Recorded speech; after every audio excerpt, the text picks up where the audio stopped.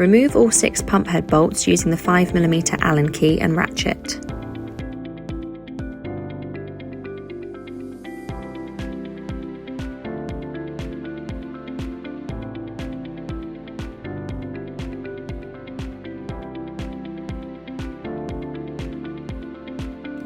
Remove the pump head from the pump. Remove all 6 valves from the pump head. You may need to use a vise to do this. Then remove all valves and O-rings.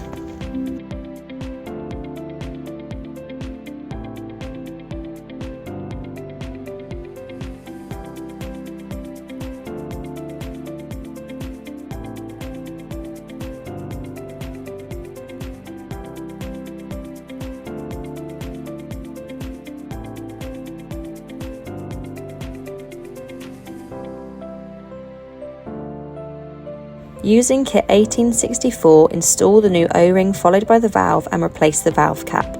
Grease the O-ring before replacing to make this easier.